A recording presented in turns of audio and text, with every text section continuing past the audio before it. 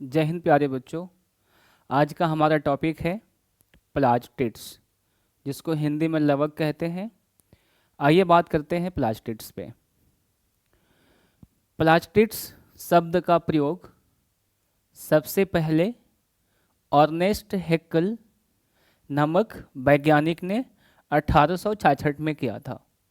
ठीक है, चलिए प्लास्टिड्स के डिटेल की बात करें तो प्लास्टिड्स पे जो भी डिटेल हम आपको देने वाले हैं वह सब डिटेल प्लास्टिड्स को इलेक्ट्रॉन माइक्रोस्कोप में देखे जाने के बाद से दुनिया के सामने आया था। ठीक है, जब इलेक्ट्रॉन माइक्रोस्कोप की डिस्कवरी हुई तब प्लास्टिड्स के इतने डिटेल का ज्ञान दुनिया के सामने निकल के आया। ठीक, प्लास्टिड्स के लोकेशन की बात करें तो यह पौधों की कोशिकाओं में पाए जाते हैं और कुछ प्रोटिस्टा संघ के जंतुओं में भी यह पाया जाता है।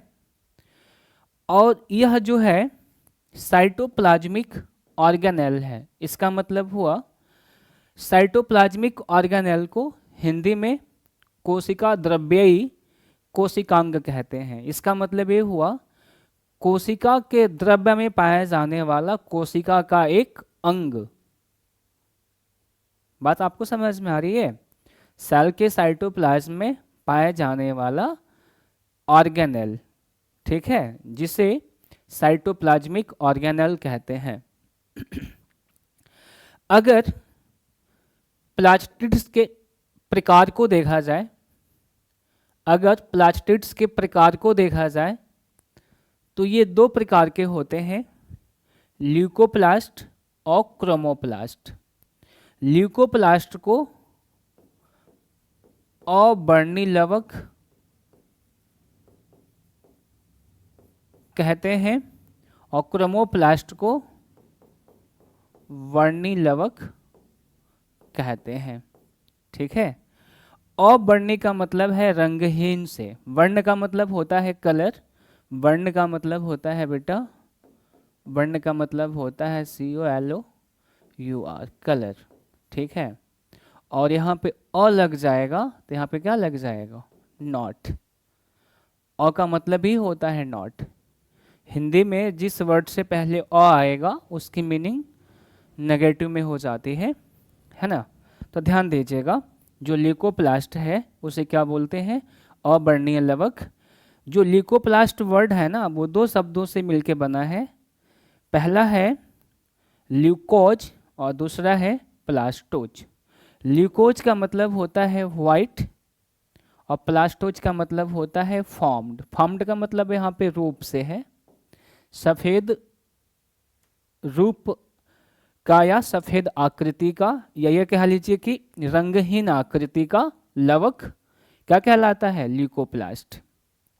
रंगहीन होता है और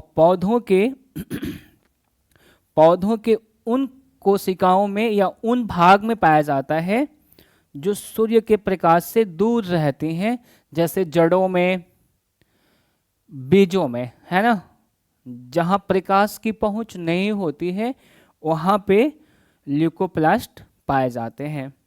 अब आते हैं क्रोमोप्लास्ट। क्रोमोप्लास्ट वर्ड भी ग्रीक वर्ड है जो दो वर्ड से मिलकर बना हुआ है। क्रोमा मीन्स कलर, प्लास्टोज मतलब फॉर्म्ड। रंगीन काय या रंगीन बॉडी, कलर्ड बॉडी कहते हैं इसको, कलर्ड होता है यह। और पौधों के उन भाग में या उन कोशिकाओं में पाए जाते हैं ये जो कोशिकाएं या पौधों का भाग सूर्य के प्रकाश के उपस्थिति में होता है। ठीक है, अगर ल्यूकोप्लास्ट के फंक्शंस की बात कर लें तो ल्यूकोप्लास्ट का मेन फंक्शन है बेटा स्टोरेज ऑफ फूड।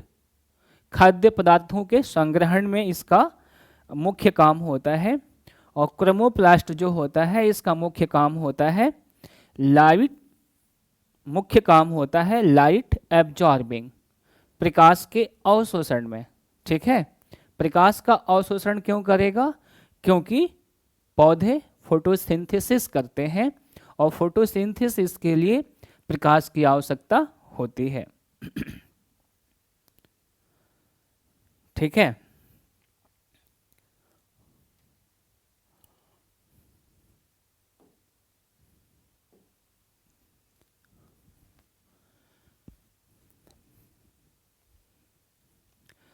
देखिए,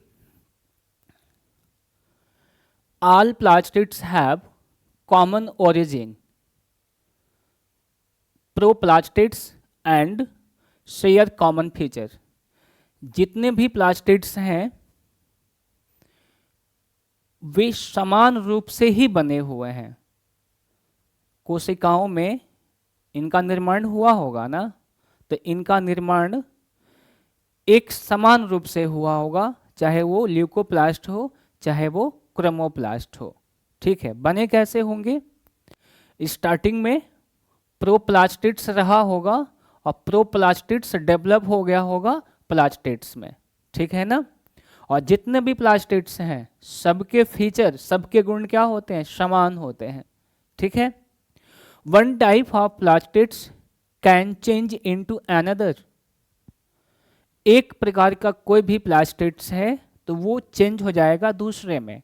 जैसे मान लीजिए ल्यूकोप्लास्ट है, पौधों के उन भाग में ल्यूकोप्लास्ट है जो प्रकाश से दूर हैं, प्रकाश के अनुपस्थिति में होती हैं, तो वहाँ ल्यूकोप्लास्ट होगा और ल्यूकोप्लास्ट कन्वर्ट हो जाएगा क्रोमोप्लास्ट में। ठीक है ना? चलिए, chloroplast is the most common type of plastids. पौधों में जो क्लोरोप्लास्ट है वो क्या है? सबसे मुख्य प्लास्टिड्स है। इसे हम क्या बोलते हैं बेटा? इसे हम हरित लवक कहते हैं हिंदी में। ठीक है, तो हमारी बात कहाँ होगी? हरित लवक पे होगी। आइए समझते हैं। It is a most common type. हरित लवक सबसे प्रमुख प्रकार का प्लास्टिड्स है। मेन काम क्या है इसका? तो प्राइम बायोलॉजिकल इंपॉर्टेंस है ना। जैविक रूप से ये बहुत इंपॉर्टेंट होता है। क्यों होता है बेटा? क्योंकि ये प्रोवाइड करते हैं food to all organisms through photosynthesis. ये इसलिए इंपॉर्टेंट होते हैं क्योंकि सभी जीवधारियों में ये भोजन प्रदान करते हैं। सभी जीवधारियों को भोजन प्रदान करते हैं। कैसे करते हैं? तो फोटोसिंथेसिस से। ठीक है,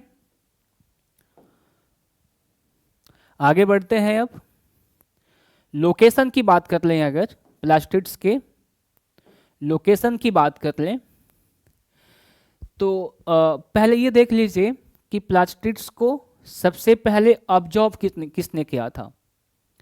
प्लास्टिड्स को सबसे पहले ऑब्जर्व किसने किया था? किसने देखा था? तो बेटा एक वैज्ञानिक है Antonie van Leeuwenhoek. Antonie van Leeuwenhoek ने देखा था इनको, है ना। चलिए, they are characteristics of green protist, green plant cell, bacteria and blue green algae. BGA का मतलब है बेटा ब्लू ग्रीन एल्गाई, ध्यान दीजिएगा इसको।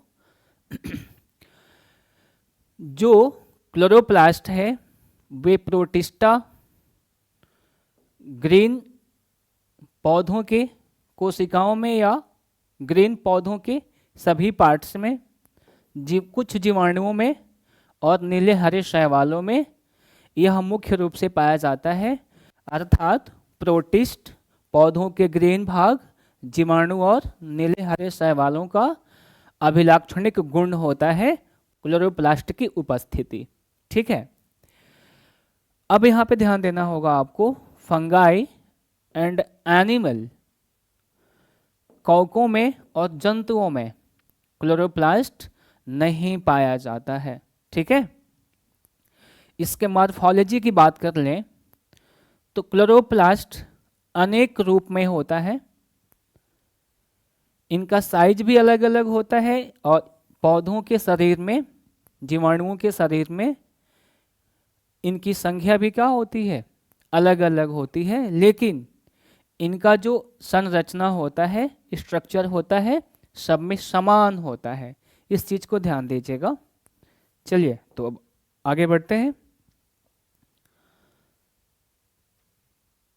हाँ,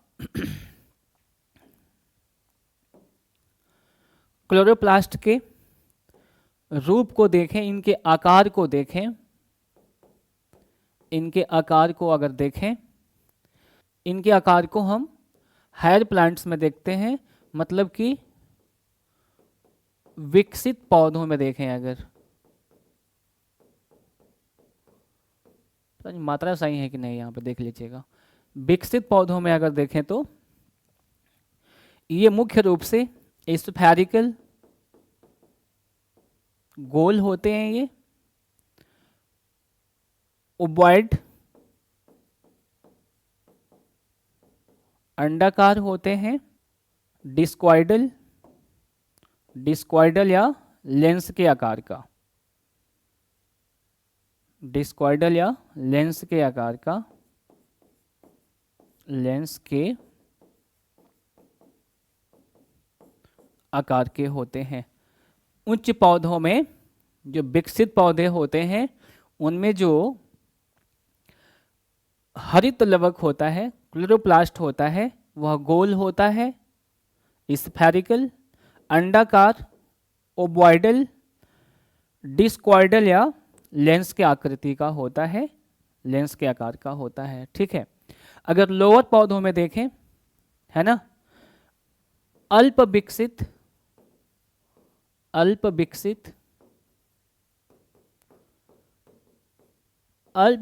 पौधों में देखें तो ये अनेक रूप में दिखाई पड़ता है। जैसे कप के आकृति का क्लोरोप्लास्ट होता है क्लेमाइडोमोनास में, स्पाइरल आकृति का होता है स्पाइरोगैरा में, गर्डल शेप का होता है इलोथ्रिक्स में, नेट लाइक क्लोरोप्लास्ट होता है ओइडोगोनियम में, और स्टार लाइक होता है जैग्निमा में। ये सभी शैवाल हैं बेटा, सभी एल्गाई हैं, है ना, ध्यान दीजिएगा। ठीक है, आगे बढ़ते हैं।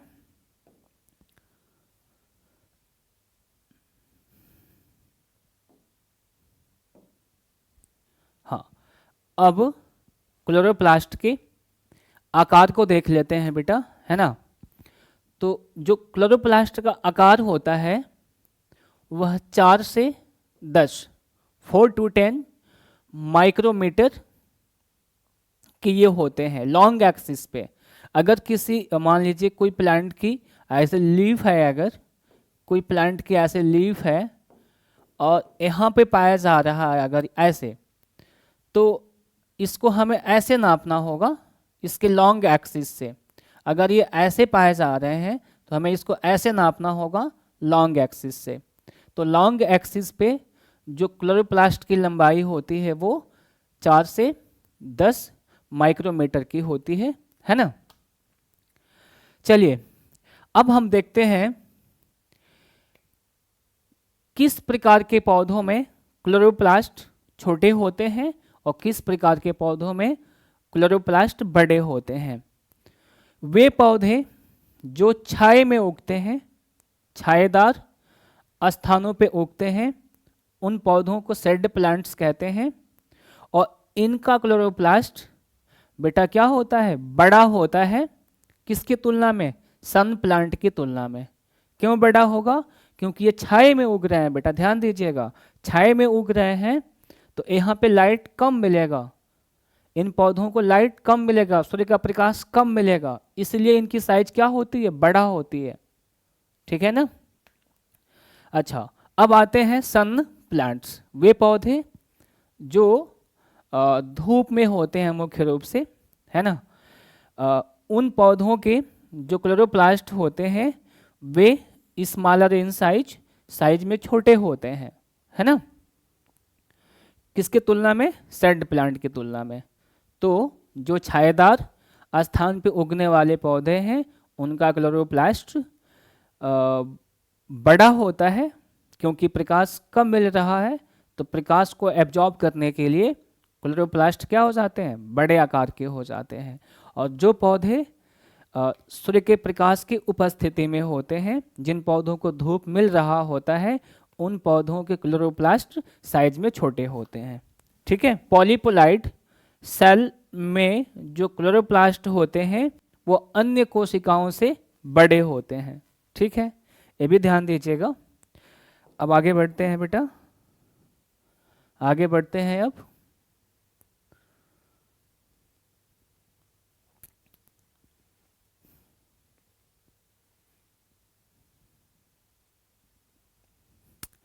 अब बात करते हैं क्लोरोप्लास्ट के संख्या का, नंबर का।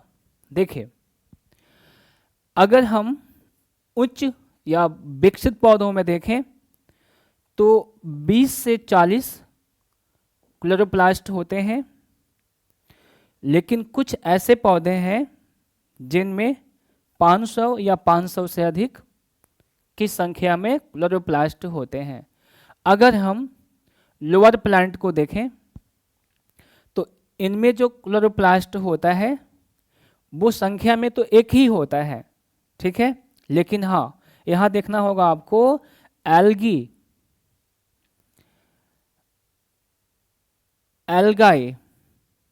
क्या होते हैं, अल्प विकसित पौधे होते हैं। इनमें भी क्या होगा, सिंगल होगा, लेकिन साइज में क्या होगा, बड़ा होगा, ठीक है। यहाँ पे एक चीज नोट करिएगा, एक शैवाल है बेटा जिसका नाम है कारा शैवाल के इंटर नोडल सेल में जो क्लोरोप्लास्ट की संख्या होती है ना, वे कई सौ होती है ना। इंटरनोडल का मतलब है बेटा, जैसे यहाँ देखिए, अगर ऐसा कोई प्लांट है और बीच में यहाँ क्या दिखाई पड़ रही है, गांठ दिखाई पड़ रही है, गांठ, तो इनको हम क्या बोलते हैं, इनको हम नोड बोलते हैं। गांठ को जैसे गन्ना में देखे होंगे आप लोग, गन्ना में होता है, धान गेहूं में होता है, दूब घास में होता है, और यहाँ पर भी गांठ है और यहाँ पर भी गांठ है, तो ये भी नोड और नोड, और दो नोड के बीच के स्थान को क्या बोलते हैं, इंटरनोड, है ना। तो कारा भी ऐसा सवाल है जहां पे नोड दिखाई पड़ते हैं। तो कारा के नोड में नहीं, इंटरनोड की जो कोशिकाएं होती हैं उनमें कई सौ क्लोरोप्लास्ट पाए जाते हैं, है ना, ध्यान दीजिएगा इस चीज को। अब आगे बढ़ते हैं हम लोग।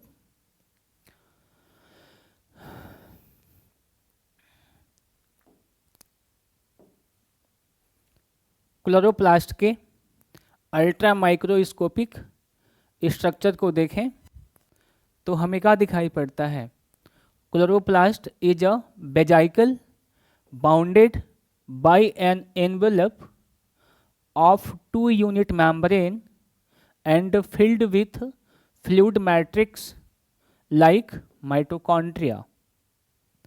जो क्लोरोप्लास्ट है वह 2 इकहरी झिल्लियों से ढका हुआ अंग है, ठीक है, और दोनों झिल्लियों के मध्य में फ्लूइड भरा होता है जिसको इंट्रासेल्युलर फ्लूइड कहते हैं, ठीक है। दोनों झिल्लियाँ इंट्रासेल्युलर फ्लूइड से ही अलग होती हैं, सेम जैसे माइटोकॉन्ड्रिया में होता है। माइटोकॉन्ड्रिया में आउटर मेम्ब्रेन और जो इनर मेम्ब्रेन होती है वो इनफोल्ड होके क्रिस्टी बनाती है। तो जो इनर मेम्ब्रेन है वो, जो आउटर मेम्ब्रेन है वो, वहाँ भी क्या भरा होता है, इंट्रासेल्युलर फ्लूइड, और यहाँ भी क्या भरा होता है, इंट्रासेल्युलर फ्लूइड,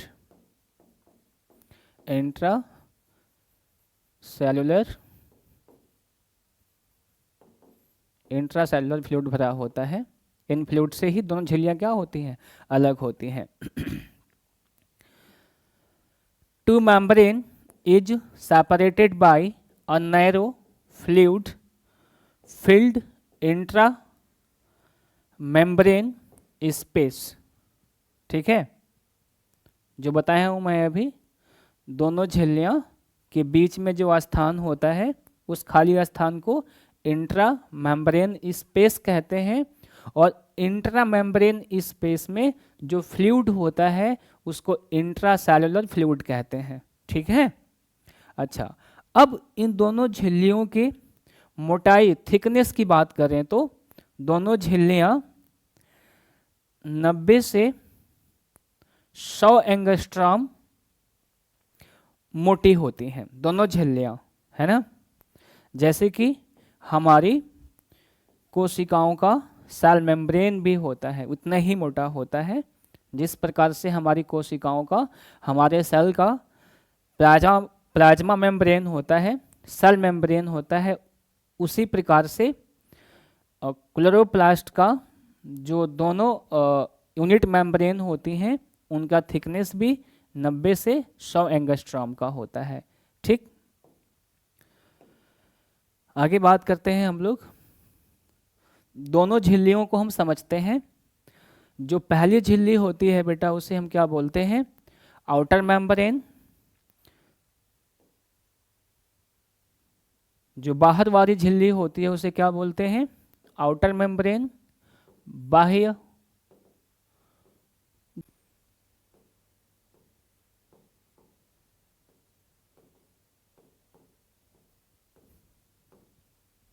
बाहर वाली झिल्ली को, बाहर वाला जो बाह्य आवरण होगा उसे बाह्य झिल्ली के रूप में जानते हैं, आउटर मेम्ब्रेन के रूप में जानते हैं, और उसके नीचे की जो झिल्ली होगी उसे इनर मेम्ब्रेन के नाम से जानते हैं। ठीक है, पहले बात करते हैं हम लोग आउटर मेम्ब्रेन पर। जो आउटर मेम्ब्रेन होती है, पहले चीज तो इंपॉर्टेंट है, ध्यान दीजिएगा। आउटर मेम्ब्रेन स्मूथ होती है और फ्रीली परमिएबल होती है, इससे स्मॉल मॉलिक्यूल्स आसानी से आर पार निकल जाते हैं।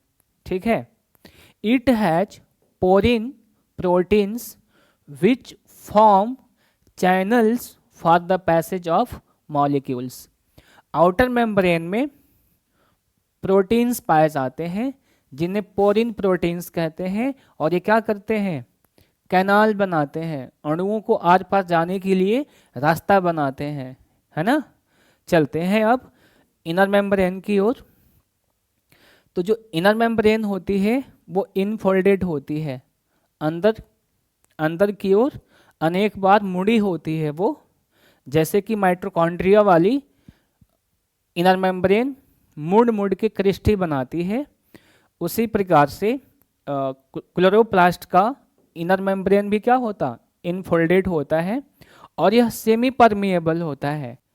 ये पूरा परमिएबल होती है आउटर मेम्ब्रेन, जो इनर मेम्ब्रेन होती है वो सेमी परमिएबल होती है ना। रिच इन प्रोटीन मॉलिक्यूल्स, इनमें प्रोटीन्स मॉलिक्यूल होते हैं, है ना। प्रोटीन मॉलिक्यूल्स यहाँ भी होते हैं, प्रोटीन मॉलिक्यूल्स यहाँ भी होते हैं, लेकिन यहाँ की तुलना में यहाँ प्रोटीन्स मॉलिक्यूल क्या होते हैं? ज़्यादा होते हैं, है ना। But infolds are free in a mature chloroplast and lamellae in the matrix. जो इनर मेम्ब्रेन का इनफोल्ड होता है वह क्या हो जाता है? क्लोरोप्लास्ट के मैच्योर हो जाने पर फ्री हो जाता है, ठीक है, और फ्री होके क्या बना लेता है? लैमिला। क्लोरोप्लास्ट के मैट्रिक्स में क्या बना लेता है? लैमिला। ठीक है, ध्यान दीजिएगा। It is attach to the thylakoids at the certain places. जो इनर मेम्ब्रेन होती है ना, वे इनफोल्ड हो के, ठीक है, क्या बना लेती है? ग्रेना बना लेती है, ग्रेना। जब क्लोरोप्लास्ट मैच्योर होगा तो इनका इन फोल्डिंग क्या हो जाता है? अलग अलग हो जाता है और अनेक ग्रेना बन जाती हैं, ठीक है।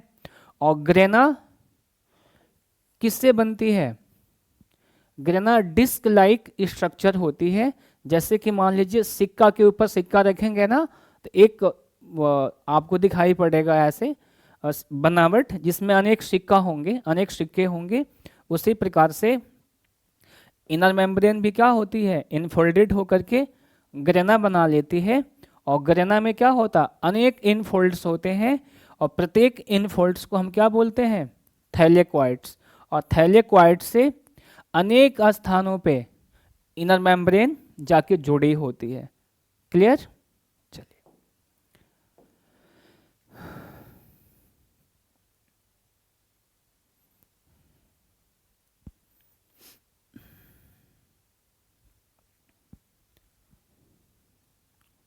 अब बात करते हैं हम लोग क्लोरोप्लास्ट के मैट्रिक्स का, अर्थात क्लोरोप्लास्ट के अंदर पाया जाने वाला द्रव्य का, साइटोप्लाज्म का, या क्लोरोप्लास्ट का प्लाज्म बोल देंगे उसको, है ना। तो देखिए, जो क्लोरोप्लास्ट का मैट्रिक्स होता है, जो क्लोरोप्लास्ट का मैट्रिक्स होता है वो colourless, granular, colloidal ground substance, ठीक है। क्लोरोप्लास्ट का मैट्रिक्स रंगहीन होता है, कणकीय होता है, कण जैसा होता है, कोलाइडल प्रकृति का होता है, ठीक है ना। कोलाइडल प्रकृति का होता है, मतलब उन कणों को कोलाइडी कण कहते हैं जिन कणों का साइज 50 एंगस्ट्रॉम से 2000 एंगस्ट्रॉम के बिटवीन होता है ना। वे बिलियन या वे सबस्टांस जिनके कणों का साइज 50 एंगस्ट्रॉम से 2000 एंगस्ट्रॉम के बीच होता है, इन कणों को ही क्या बोल देते हैं, कोलाइडल साइज के कण। तो जो हरित लवक का मैट्रिक्स होता है उसमें जो कण होते हैं वो इसी रेंज के कण होते हैं, है ना। मैट्रिक्स के अंदर क्या क्या होता है, तो देखिए, प्रोटीन्स होते हैं, लिपिड्स या लिपिड्स ड्रॉपलेट्स होते हैं जिसको प्लास्टोग्लोब्यूली कहते हैं, स्मॉल राइबोसोम्स होते हैं जो 70 एस के होते हैं, यहाँ पे 70 और यहाँ पे एस का मतलब है स्वेडबर्ग यूनिट, ठीक है। स्वेडबर्ग यूनिट है यहाँ पे, है ना। इस पे कभी और बात करेंगे। देखिए, small circular double stranded DNA, RNase होते हैं। आरएनए में सब तीनों आरएनए होंगे, टीआरएनए भी होगा, आरआरएनए भी होगा और एमआरएनए भी होगा, ठीक है। एंजाइम्स होती हैं, सर्टेन मेटल्स आयन होते हैं जैसे Fe, Mn और Mg। मैट्रिक्स में प्रोटीन्स होते हैं, लिपिड्स या लिपिड्स ड्रॉपलेट्स होती हैं जिसे प्लास्टोग्लोब्यूली कहते हैं, स्मॉल राइबोसोम्स 70s 70s होते हैं, ऐसे यहाँ पे क्या है, स्वेडबर्ग यूनिट है। Small circular double stranded DNA होता है, आरएनएज होते हैं, टीआरएनए भी होगा, आरआरएनए भी होगा और एमआरएनए भी होगा। TRNA means transfer RNA, rRNA means ribosomal RNA, mRNA means messenger RNA. Enzymes होती हैं, अभी एंजाइम से बात करेंगे हम लोग। और यहाँ पे कुछ मेटल आयंस होते हैं जैसे कि आयरन, मैग्नीज और मैग्नीशियम, ठीक है। अब यहाँ एंजाइम की बात करते हैं। जो हरित लवक के मैट्रिक्स में एंजाइम्स होती हैं उनका मुख्य रूप से काम क्या होता है, तो पहला काम है बेटा सिंथेसिस ऑफ फोटोसिंथेटिक पिगमेंट, है ना। जितने भी फोटोसिंथेटिक पिगमेंट होते हैं वे जो है एंजाइम द्वारा ही कैटालाइज होते हैं, ठीक है। प्रोटोलाइसिस ऑफ H2O, जल का टूटना भी एंजाइम की सहायता से ही होगा। जल क्यों टूटेगा बेटा, यहाँ से क्या निकलेगा, H+ आयन, है ना। चलिए, जो फोटोसिंथेसिस में हेल्प करेगा बात करेंगे हम लोग बाद में कभी इस पे। और दूसरा है फोटो फास्फोरिलेशन, अगला काम है इसका फोटो फास्फोरिलेशन। फोटो फास्फोरिलेशन का मतलब है एडीपी से एटीपी का बनना, एडीपी से एटीपी का बनना मतलब फोटोफास्फोरिलेशन। एडेनोसिन डाइफॉस्फेट कन्वर्ट होता है एडेनोसिन ट्राइफॉस्फेट में जिसे क्या बोलते हैं, फोटोफॉस्फोरिलेशन। इस प्रक्रिया में एंजाइम की अच्छी भूमिका होती है। Dark assimilation of CO2, CO2 के एसिमिलेशन में भी एंजाइम की भूमिका होती है। कार्बोहाइड्रेट बनने में इनकी भूमिका होती है। Synthesis of starch and lipids, chloroplast अपना स्टार्च भी बनाता है और लिपिड्स भी बनाता है, जिसमें एंजाइमों की भूमिका होती है। क्लियर?